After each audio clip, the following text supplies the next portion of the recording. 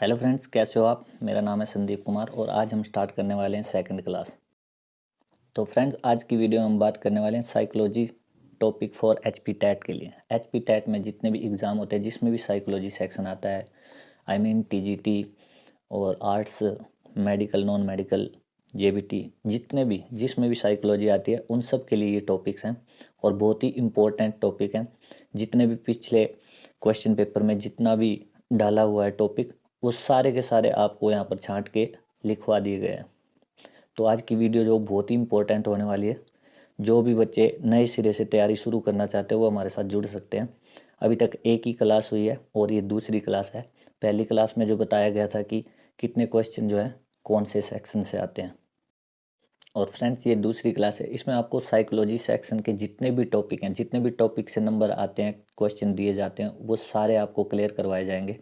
बहुत ही इम्पोर्टेंट है और सारे बच्चे ध्यान से देखेंगे, कोई भी स्किप करके नहीं देखेगा, नहीं तो कोई टॉपिक छूट जाएगा। एक एक टॉपिक जो बहुत इंपॉर्टेंट होने वाला है और एंड में मैं आपको ये भी बताऊंगा कि कौन से टॉपिक से एक से ज़्यादा क्वेश्चन आते हैं। तो चलिए फ्रेंड्स, स्टार्ट करते हैं। सबसे पहला टॉपिक है आपका एजुकेशनल साइकोलॉजी, मतलब शिक्षा मनोविज्ञान। शिक्षा मनोविज्ञान से भी क्वेश्चन पूछे जाते हैं। और दूसरा टॉपिक है आपका स्टडी ऑफ बिहेवियर। इसमें व्यवहार के अध्ययन से संबंधित जो है वो क्वेश्चन पूछे जाते हैं। आपको एक एक टॉपिक जो है वो क्लियर करके बताया जाएगा। एक एक टॉपिक से हम एक क्लास बनाएंगे जिसको हम ब्रीफली पढ़ेंगे और उससे आपको सब कुछ क्लियर हो जाएगा। तीसरा टॉपिक है आपका इंटेलिजेंस, यानी बुद्धि। बुद्धि से रिलेटेड भी बहुत से क्वेश्चन बनते हैं। मैं आपको इसमें बता दूंगा एंड में कि कौन सा टॉपिक ऐसे हैं जिसमें से एक से ज़्यादा क्वेश्चन पूछे जाते हैं। बाकी जितने भी टॉपिक हैं इनमें से कहीं ना कहीं से एक क्वेश्चन तो आता ही है। ये जितने भी टॉपिक आपको लिखवाए जा रहे हैं, ये सारे पिछले क्वेश्चन पेपर जितने भी अभी तक के आए हुए हैं, इन सब का निचोड़ है। नेक्स्ट टॉपिक आपका लर्निंग, अधिगम या सीखना। सीखने से संबंधित भी क्वेश्चन पूछे जाते हैं। नेक्स्ट टॉपिक है, फिफ्थ टॉपिक आपका ग्रोथ एंड डेवलपमेंट, यानी वृद्धि और विकास।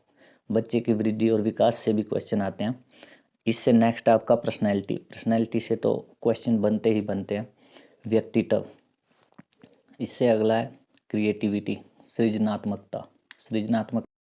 सृजनात्मकता से भी क्वेश्चन बनते हैं। नेक्स्ट टॉपिक यानी मेमोरी, स्मृति। मेमोरी से भी क्वेश्चन बनते हैं। और नाइन्थ है आपका थिंकिंग, सोचने की क्रिया। जो भी हमारे दिमाग में सोचने की क्रिया होती है उससे भी क्वेश्चन पूछे जाते हैं।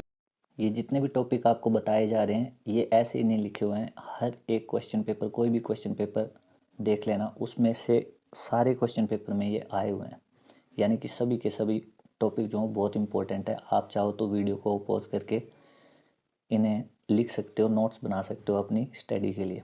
जितने भी टॉपिक हैं इन सब के ऊपर एक वीडियो बनाई जाएगी जिसमें आपको ब्रीफली समझाया जाएगा कि कौन से टॉपिक से कैसे क्वेश्चन बनते हैं और कौन कौन से क्वेश्चन आने की संभावना होती है। ज़्यादा टॉपिक नहीं है फ्रेंड्स, सिर्फ और सिर्फ 16 या 17 टॉपिक हैं। बाकी आपकी थ्योरीज हैं, जितने भी सिद्धांत दिए गए हैं। ज़्यादा से ज़्यादा क्वेश्चन सिद्धांत से भी आते हैं कि कौन सा सिद्धांत किसके द्वारा दिया गया है। बाकी जितने भी टॉपिक हैं अगर इनको आप लोग एक बार स्टडी कर लोगे या फिर वीडियो ही देख लोगे, एक बार अच्छे से नोट्स बना लोगे अपने, कोई भी पेपर जो बाहर नहीं जाएगा। नेक्स्ट टॉपिक है आपका टीचिंग मेथड, यानी शिक्षण विधियाँ। किस किस प्रकार से आप बच्चों को पढ़ा सकते हो या कौन सी विधि किसके द्वारा दी गई है, इस प्रकार के क्वेश्चन भी इसमें आते हैं। नेक्स्ट टॉपिक आपका एजेंसी ऑफ सोशलाइजेशन, समाजीकरण की संस्थाएं, जैसे परिवार पहली संस्था है, विद्यालय दूसरी संस्था है, इस प्रकार से भी आपको क्वेश्चन में पूछ लिया जाता है।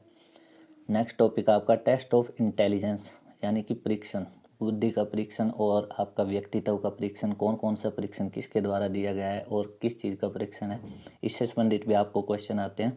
एक और टॉपिक नेक्स्ट आपका है क्रिएटिव एंड गिफ्टेड स्टूडेंट, जो सृजनात्मक और प्रतिभाशाली बालक होते हैं।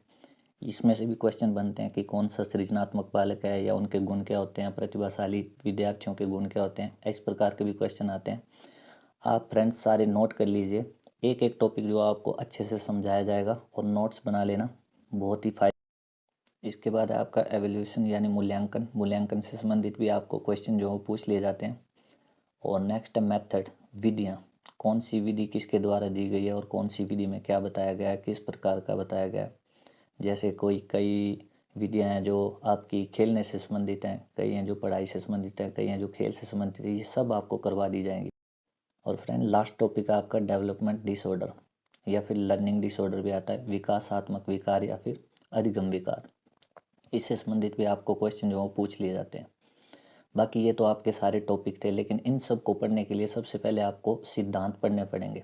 तो सिद्धांत किस प्रकार से आएंगे, थ्योरीज कौन कौन सी आती हैं, मैं आपको बता देता हूं। जितने भी टॉपिक आपको लिखवाए गए हैं उन सब को जानने के लिए ये सिद्धांत जो है वो पढ़ने सबसे ज़्यादा ज़रूरी है। यानी कि आप साइकोलॉजी सेक्शन की अगर तैयारी कर रहे हो तो आपको थ्योरी सिद्धांत जो वो सबसे पहले पढ़ने हैं, इन्हीं से संबंधित बाकी सारे टॉपिक बनते हैं।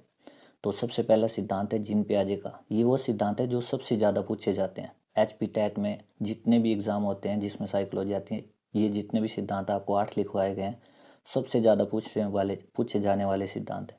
सबसे पहला है आपका जीन पियाजे, संज्ञानात्मक विकास का सिद्धांत, आप सभी को पता है, ये तो इम्पोर्टेंट है ही। दूसरा आपका कोलबर्ग का सिद्धांत, नैतिक विकास का सिद्धांत जो कोलबर्ग ने दिया था। और तीसरा है आपका सिगमंड फ्रॉयड, मनोविश्लेषण सिद्धांत जो सिगमंड फ्रॉयड ने दिया था, इससे संबंधित क्वेश्चन आते हैं। नेक्स्ट है आपका एरिक एरिक्सन का मनोसामाजिक सिद्धांत। उससे अगला आपका हावर्ड गार्डनर का बहुबुद्धि का सिद्धांत। इसमें से भी बहुत सारी बुद्धियों के बारे में जो बताया हावर्ड गार्डनर ने, तो इसमें से भी कोई ना कोई बुद्धि के बारे में आपसे पूछ लिया जाता है। नेक्स्ट आपका मैस्लो का अभिप्रेरणा का सिद्धांत, या फिर इसको आवश्यकता का सिद्धांत भी कहा जाता है। नेक्स्ट आपका लेव वाइगोत्स्की का सिद्धांत, सामाजिक सांस्कृतिक सिद्धांत दिया था इन्होंने। और नेक्स्ट है कोहलर का गेस्टोल्टवादी और सूझ व अंतर्दृष्टि का सिद्धांत इन्होंने दिया है। तो ये जितने भी सिद्धांत हैं ये सबसे पहले आपको पढ़ाए जाएंगे, तभी आपको जितने भी टॉपिक हैं ये सारे क्लियर होंगे। साइकोलॉजी सेक्शन की पढ़ाई के लिए फ्रेंड्स सबसे ज़रूरी है ये सिद्धांत। ये जितने भी सिद्धांत हैं ये सबसे पहले आपको पढ़ाए जाएंगे। जो भी नेक्स्ट वीडियो आने वाली है 1 बाय 1 करके हम सभी के सभी सिद्धांत को अच्छे से पढ़ेंगे।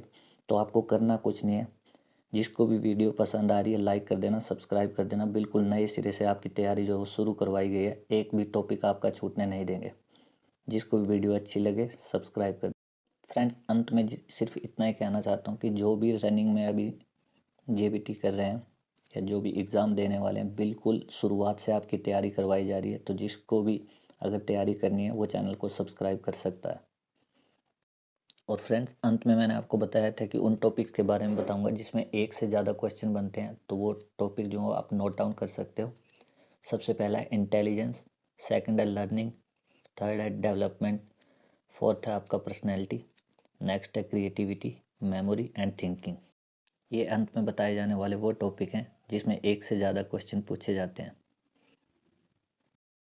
और फ्रेंड्स अगर आपको वीडियो पसंद आई है तो आप लाइक और सब्सक्राइब कर सकते हो।